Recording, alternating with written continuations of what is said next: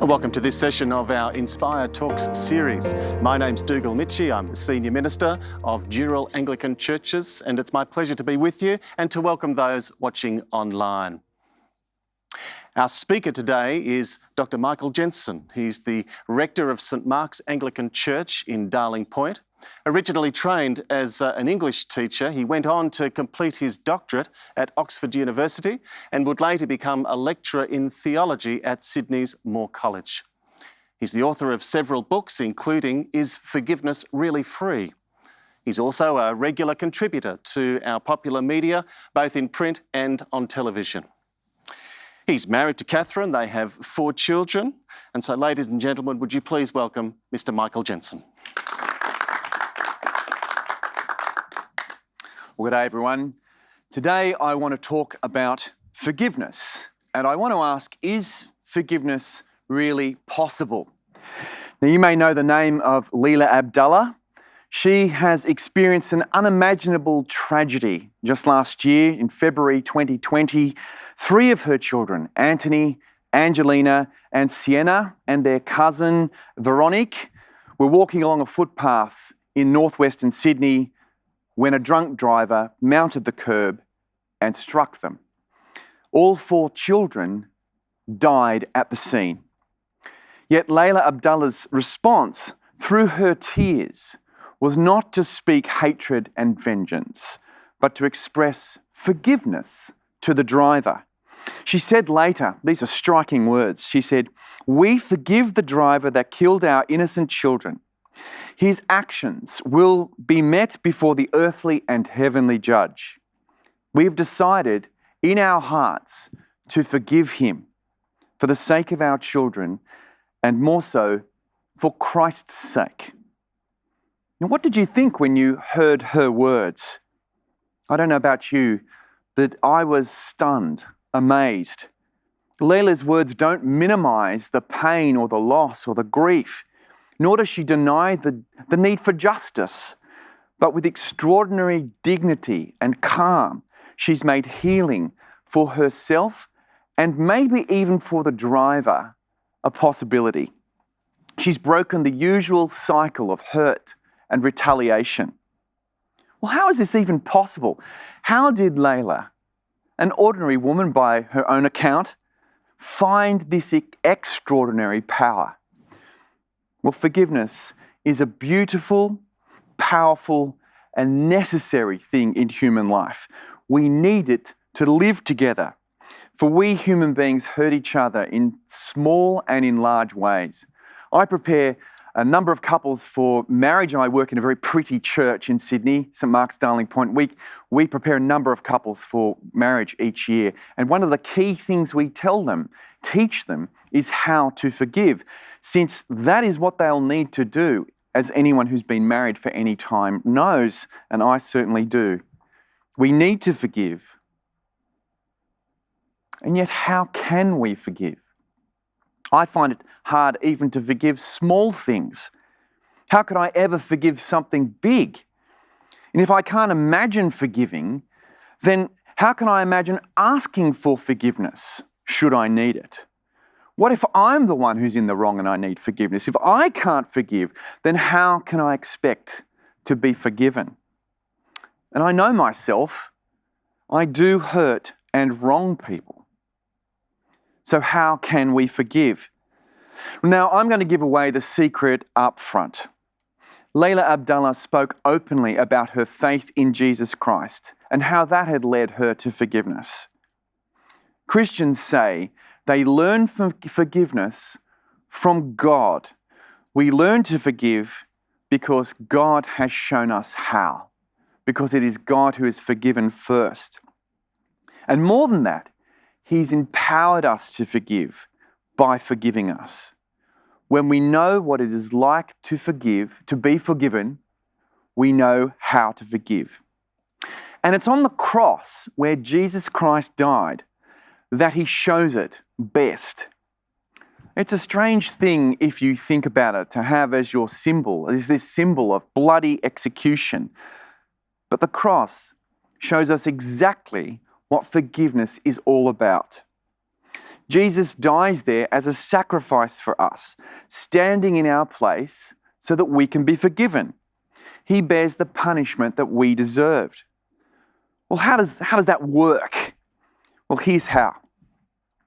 The wrong we do in life leaves a debt.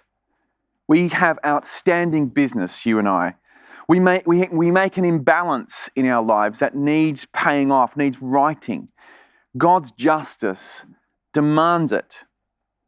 But on the cross, Jesus says to us, because of my love for you, I bear your debt on myself. So now you can be in the clear. Now we need to know something vital here. We need to notice it. What do we Aussies say when someone apologises to us because they've done wrong? What do we say? Someone said it. No worries. That's right. Of course we do. That's our first reaction. Even when it's something serious, we'll say that. I'm sorry. Oh, no worries, we say. Don't worry about it. What are we saying when we say that?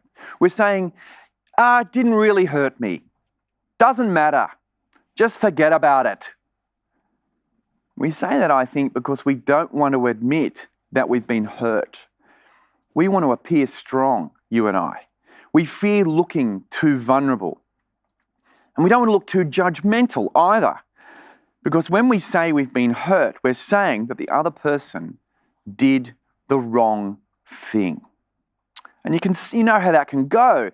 We say no worries, while inwardly we are seething and determining never to trust that person again. Or even in our darkest moments, we're plotting revenge against that person, determining to get them back when the opportunity arises. Or is that just me? Is that you too? But that's not what God does. Jesus dying on the cross is not saying, don't worry, doesn't matter, just forget about it, no worries. He's saying, it does matter. You have done the wrong thing, but I take the cost of your wrongdoing on myself. I bear it. This is so different. If you think about it, God shows us that forgiveness is a form of judgment. It does say something is wrong. Something wrong happened. It doesn't sweep justice under the carpet. God takes what you and I do seriously, with full seriousness, and yet He chooses to bear it on Himself. So if we take a minute to look under the bonnet at the mechanics of God's forgiveness, we'll see 4 steps. Here's 4 steps for forgiveness shown to us by God. First of all, the truth is spoken. Something happened. It's not overlooked or forgotten or denied. But more than that, first, of course, the truth is spoken. Second, judgment is declared. Something happened and it was wrong. It was wrong. So something's happened. It was wrong. And now third, the person who is hurt bears the cost of the wrong.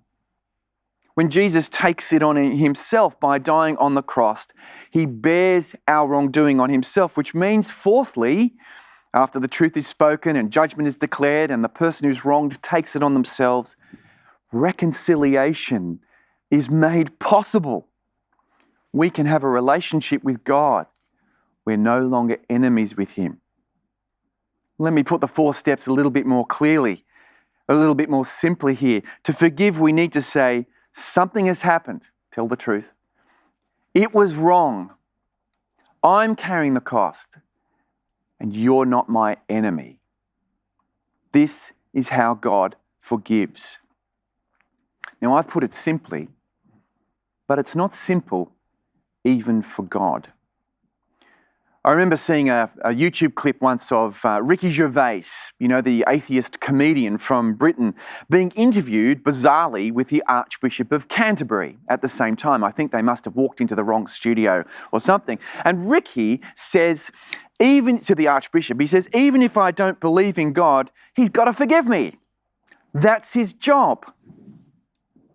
I'm sorry, but Ricky just doesn't get it. He trivializes forgiveness. He makes it sound like forgiveness is just turning a blind eye. But by dying on the cross, Jesus shows us what our forgiveness costs God. Forgiveness is not God's job, it costs him. Now you might say at this point, I can see what forgiveness is. I can see the steps. I can see what God does. But I'm not God. Now I do hope you say that, but I'm not God. And human relationships are complicated. And actually, my personal situation is deeply complex and complicated. I just can't forgive my ex-husband or my mother or that person who bullied me at work, so I had to resign. And that's true. Human forgiveness is sometimes just really tricky for a number of reasons. Firstly, it's hard to speak the truth because we're always disagreeing. Have you noticed this? We're disagreeing about what actually happened. You know how this goes. You have a dispute with your spouse or with your brother and sister or with another member of your family. And the problem is you just have different versions of events. You have different perspectives and different accounts. You can't even agree on the facts. We do tend to put our own spin on the things that have happened. And it's very hard to admit when you've done the wrong thing. So just who has wronged whom is not always easy to see, and it's quite perfectly possible that you might have wronged me and I might have wronged you all at the same time. Secondly, sometimes the wrongdoer is beyond our reach because of death or distance or some other reason. A friend of mine once spoke to me about the pain and anger they felt towards their father, who had been dead for several years. How do I forgive my father when my father has died? How can you forgive a person who is beyond your reach? Where does that anger go? Thirdly, we might be afraid that if we forgive the wrongdoer will do it again, that the wrongdoer will receive our forgiveness cheaply, without gratitude, and seize upon it as an opportunity to do further wrong to us. We see this very real pattern in domestic abuse cases, sadly. Abusers beg for forgiveness but don't really mean it. They then repeat the abuse. The victim offers forgiveness but then makes them unsafe. I should say here that it's vital for a victim to find safety from an abuser before even thinking about the process of forgiveness. Forgiving someone doesn't mean you expose yourself to unsafety, to being unsafe. Next, we have to be careful that it is ours to forgive. We can only forgive someone for things they have done to us, not things that have hurt other people. For example, when Holocaust survivor and activist Eva Kors forgave Oscar Groening, who had been a camp guard with the SS at Auschwitz, there was an outcry from other survivors who felt that she had spoken for them without her permission. We must forgive only when it is ours to forgive. And then lastly, human relationships may never be fully restored. We have to realize that even acts of forgiveness may not break the impasse between human beings. It's sometimes not just not possible, humanly speaking, to untangle the mess. So what are we to do? Is it all hopeless? Well, someone came to Jesus once and asked him, "How many times should I forgive my brother? 7 times?" And you could see that they wanted to have a kind of checklist so that when the 8th time came around, they didn't have to forgive their brother. 7 seems like a pretty good number, doesn't it? Quite a lot. Well, Jesus answered, no, 70 times 7, by which he didn't mean, by the way, exactly 490 times, but never give up on forgiveness. Never give up on forgiveness. And then Jesus told a story.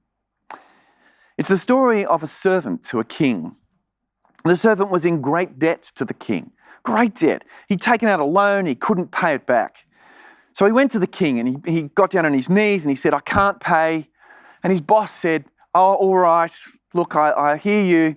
I forgive you your debt. I'll let it go." Great. But there was another man, a fellow servant, who'd borrowed a small amount from our first servant, our friend, straight after having his own debts wiped off.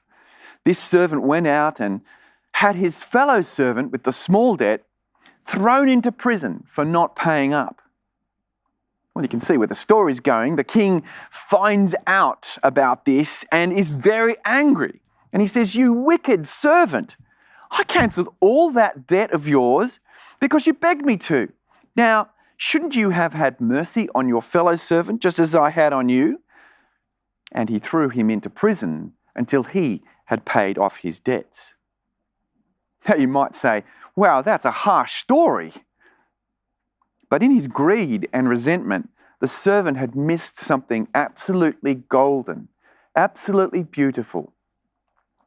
We must forgive when we've been forgiven, but we can forgive because we've been forgiven.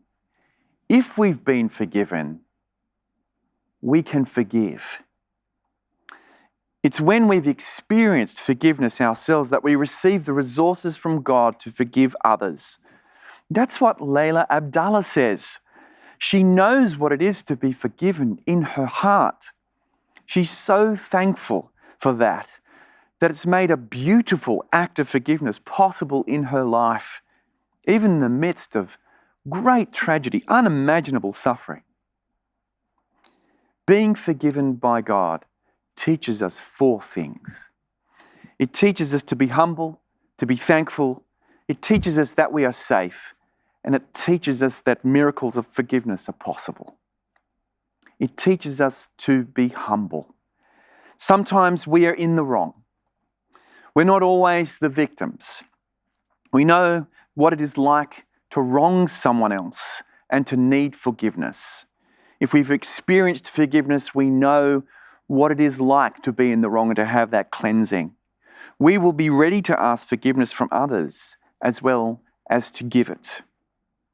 And so second, we know to be humble. We know to be thankful. That was wrong. That was what was wrong with the servant, wasn't it? If we know God's forgiveness, then we are truly blessed with a gift, one we didn't earn. So we know so well what grace is that we can pass it on. We know so well that we've been given this amazing grace that we can show it to others. Bono from U2 once sang that grace travels outside of karma. These are terrific words I've never forgotten. He's saying that God's grace breaks the cycle of tit for tat. It ends payback.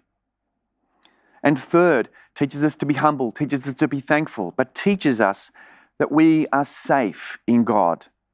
Human relationships are complicated. I don't need to tell you that. It's beyond us to sort them all out. You may have a particular situation that you've been thinking about all the time I've been talking, and you may be deeply anxious about it. When we trust in God, He gives us His promise that we are safe in Him. We can give justice over to Him, for He will untangle everything. We can even give those situations where we've been hurt by those who have died to Him. You may have been very seriously hurt in your life, or you may have very seriously hurt someone. I don't say that forgiveness is easy or that it is automatic, but we have a God who is just and who judges, which means that we don't have to. It liberates us to forgive. Being humble, being thankful, knowing we're safe, and lastly, being forgiven by God is a miracle that teaches us that miracles of forgiveness are possible. Knowing that God has forgiven you makes you imagine if there are possibilities for reconciliation and healing in your life that you could never manage alone. It's an invitation to dare to believe that evil and pain and bitterness do not have the last word. Miracles of forgiveness are possible because if we've experienced God's miracle of forgiveness, we know this full well. So be humble, be thankful, know you are safe in God, the just God, and know that His miracles of forgiveness are possible in this world. On 8th of November 1987, an IRA bomb exploded in the Enniskillen Remembrance Day parade in Northern Ireland. 11 people were killed that day, including 20-year-old Marie Wilson, who was there with her father, a shopkeeper, Gordon Wilson, a man of strong faith in Jesus. Interviewed only hours after the bombing, he described her dying moments. She held my hand tightly and gripped me as hard as she could. She said, "Daddy, I love you very much." Those were her exact words to me, and those were the last words I ever heard her say. But I bear no ill will. I bear no grudge. Dirty sort of talk is not going to bring her back to life. I will pray for those men tonight and every night. For the rest of his life, Gordon Wilson became a campaigner for peace and against loyalist revenge against the IRA. A historian, Jonathan Barden, wrote later, "No words in more than 25 years of violence in Northern Ireland had such a powerful emotional impact." That miraculous and beautiful peacemaking act of forgiveness was possible, Gordon Wilson knew, because he knew he himself was forgiven by God. And so today, I wonder, will you accept Jesus' offer of forgiveness? Do you want to know this power in your own life, this miraculous power? Do you want to know firsthand what it is to be totally and utterly forgiven?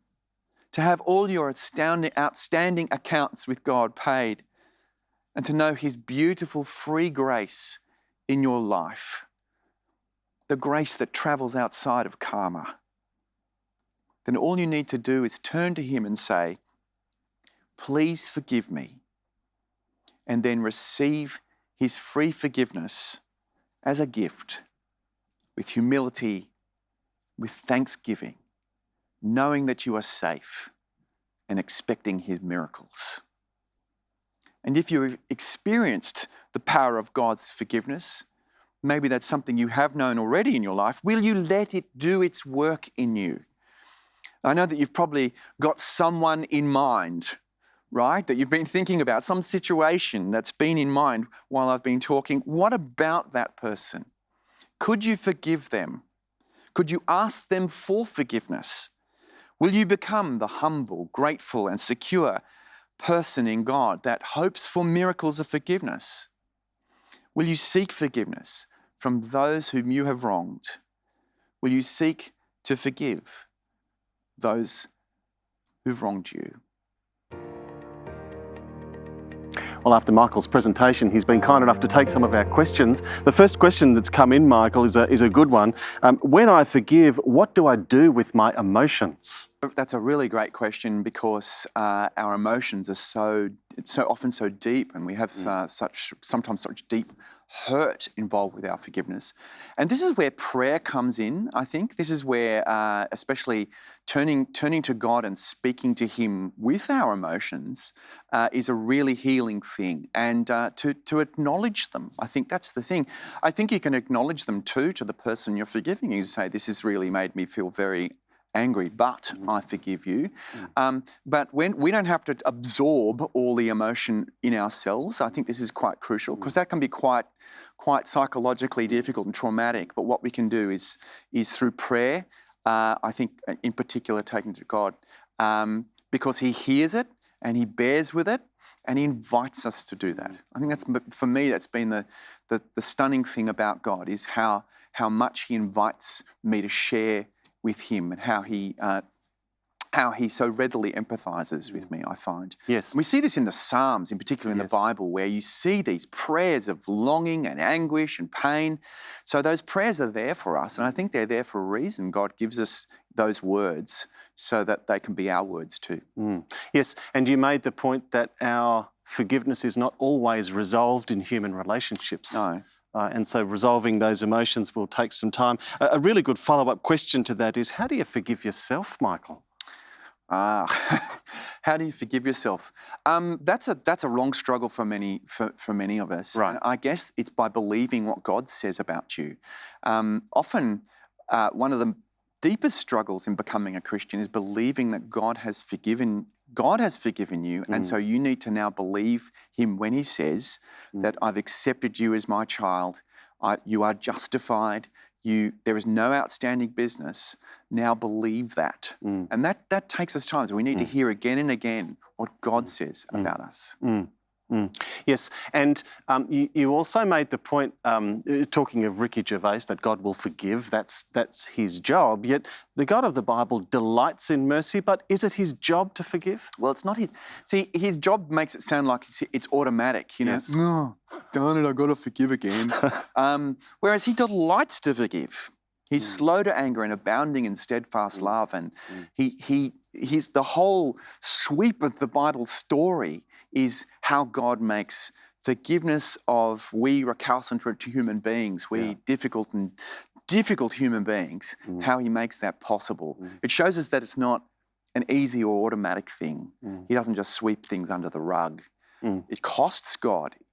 It's, we might say, difficult even for the omnipotent God, but it's His character to pursue it. Yes. We might say, as I've heard it, put free but never cheap. Yeah, oh, absolutely. And that's why responding to, if we've really understood what it is to be forgiven, we will be filled with gratitude, and that will shape our attitude to when people wrong us as well. Yeah. Which leads to our next question. Has there been a time when you've found it difficult as a forgiven man yourself to pass on, as it were, that forgiveness to others? Oh, well, what do you mean, has there been a time? What now? I mean, yes, absolutely. And I find that's a constant daily struggle. There are people, and I find myself even looking at myself and thinking how petty I am with this. I remember how long it took, for instance, for me to forgive a work colleague who I thought spoke condescendingly to me on the phone one day. And I'd say there'd be 3 or 4 years of wrestling with forgiving that work colleague. How petty is that? But yet you all know that, don't you? You all know what that's like. And yet, that was, I needed to dig deep into my own forgiveness to kind of get over that and really let that go. And that wasn't a serious hurt. Sure. But forgiveness is an ongoing practice that I need to pursue, not something automatic. Yes, and I'd like to take that a step further. You'd call it an ongoing practice. Is it true in your thinking, Michael, and as you've expressed it, that I might bring myself to a position where I can forgive, but that's an ongoing process where I might need to do the same tomorrow? I might need to do the same tomorrow. And the other thing is there might be something that takes several years for you to get ready to do that, for the process to start, for healing to work. Because so having talked about forgiveness and how important it is, it's not. This is just complicated. Yes. So it takes us a long time sometimes as human beings when we've been wronged to get ready to do that. But I want to encourage people to start on that journey knowing that God brings about extraordinary miracles of forgiveness. Yeah. And you indicated in your presentation that forgiveness is even difficult or complicated, I think you said for God. In your role as a pastor, do you suggest that people seek professional help when they need it? Absolutely. So professional help can be a real assist in this. Whether that be counselling or whatever. Sometimes, of course, even lawyers can help you, believe it or not. They can help you do forgiveness because they take the emotion out of things. And in fact, we were in a situation recently where a person who actually has legal training helped us. I don't want to say too much about the situation, but where a person who has legal training actually really helped in this situation of conflict de-escalate. And so enabled, and I was praying fervently through this, and I didn't see how reconciliation would be possible. But through this person's de-escalation of the conflict, this third party, we were able to see a miracle of forgiveness occur. Yeah, and our culture is shaped around the notion of revenge. That's what our television shows teach us. That's the air we breathe. And yet you started with that example where forgiveness is so disarming. Why do you think that is? Well, because it's not the nature of our hearts. Because our fearful and anxious hearts, as human beings, we we desperately want to see fairness. We desperately want to see the scales balanced. We feel like if something's out of kilter in the world, then we need to kind of make that balance good. And we're afraid that no one will. We're afraid that there just won't be a balancing of the scales. And so you see this outside a court where a sentence has been handed down and it's not felt to be... It's never enough. Yeah, I mean, this trivialises the victim, and we feel kind of empty at that moment. And yet there's something so beautiful about what Layla and what Gordon shows us in those two stories. And we see it work in personal stories, in families. We also see it work in extraordinary ways, in political ways, in nations. And so we've seen something of this in South Africa, where they had a Truth and Reconciliation Commission, and where Desmond Tutu spoke powerfully of how God's forgiveness was going to be used as a pattern for forgiveness for a whole nation. Michael spoke about the reality that forgiveness begins with telling the truth. And so for you here and for those watching online, I want to encourage you to take up the Gospel of Mark. You can either download it or take a hard copy. In chapter 10, Jesus describes himself, speaking of himself, talks about him being the Son of Man who came not to be served, but to serve and to give his life as a ransom for many. Michael's invited us to take up that invitation of forgiveness that Jesus makes possible. My encouragement to you is to take Mark's gospel and see Jesus in action, that you too might become one of God's children, forgiven, reconciled, and welcomed by your Heavenly Father. It's been a pleasure to have you with us, Michael. Would you please thank him?